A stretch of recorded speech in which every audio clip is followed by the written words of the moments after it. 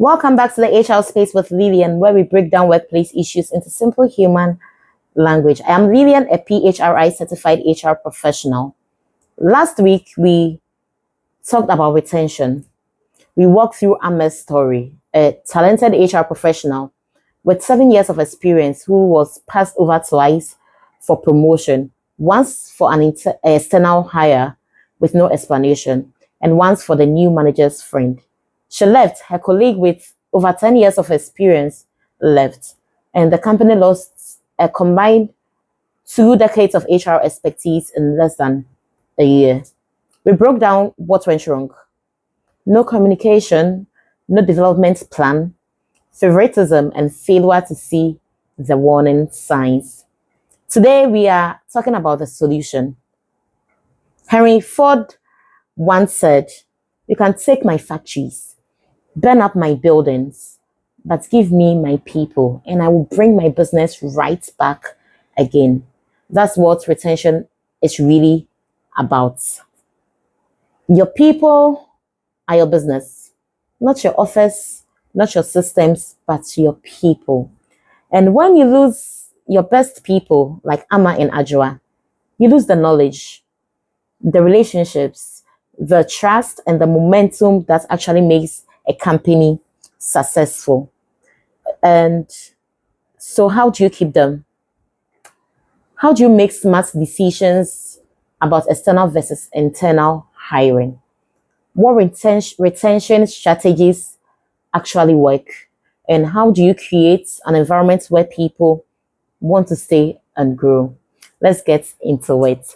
So let's talk about how to make these decisions thoughtfully. That is when external hiring actually makes sense. It makes sense when you need specialized skills your team doesn't have yet. You want fresh perspective or to challenge the status quo. You are growing rapidly and need experience your internal team hasn't developed yet. You need to bring in diversity of thought or background. And here is when internal promotions also make sense. So also make sense when you have qualified candidates ready now or with minimal development. Institutional knowledge and relationships are critical. You want to show employees there is path forward, or the morale and retention are current concerns. But here's the key. Whichever you choose, communicate it clearly. If you're hiring externally, tell your internal candidates why. Be specific. Give them feedback. Show them what they would need to develop for future opportunities. If you are promoting internally, make the process fair and transparent. Don't let it look like favoritism, because the problem isn't internal hires. The problem is when external hiring becomes the default and internal employees feel invisible. When loyalty feels meaningless, when people stop believing there is a future for them. So, based on stories like Ama and what I see working in real organizations, yes, 7 retention strategies that actually make sense. 1, create clear development pathways. People stay where they see a path forward. Show them what growth looks like. Offer training, create mentorship. Don't make them guess. If someone has been in the same role for 5 years and you've never talked to them about what's next, you are setting them up to leave. 2, communicate hiring decisions transparently. If you hire externally over an internal candidate, explain why. Give specific feedback. Show them what they would need to develop for next time. Don't leave them in the dark. That conversation might sometimes feel uncomfortable, but it's a lot less painful than losing a good employee because they felt disrespected. 3, recognize contributions regularly. So don't wait for annual reviews. Celebrate wins. Say thank you. Make people feel seen and valued. Recognition costs nothing, right? But the absence of it Cost everything. When people feel invisible, they leave. And four, conduct meaningful exit interviews. When someone leaves, ask why and actually listen. Look for patterns. If multiple people mention the same issue, that's data. Act on it.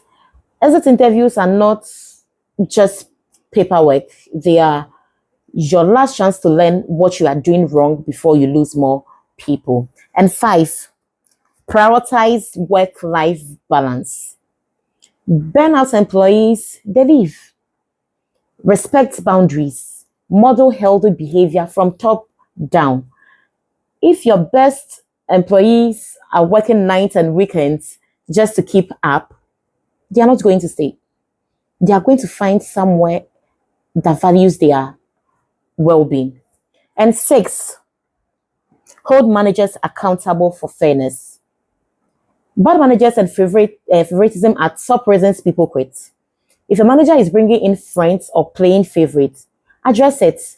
Create fair, transparent processes for promotion and hiring because one toxic manager can destroy retention across an entire team. And seven, pay people fairly and competitively. Retention isn't just about money, but money still matters. Conduct regular salary reviews. Don't lose your best people because you were paying below market and access surprised when they left. No.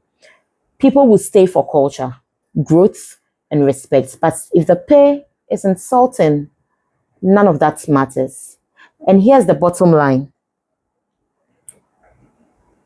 Retention is an investment, not an expense. When you retain good employees, you save money.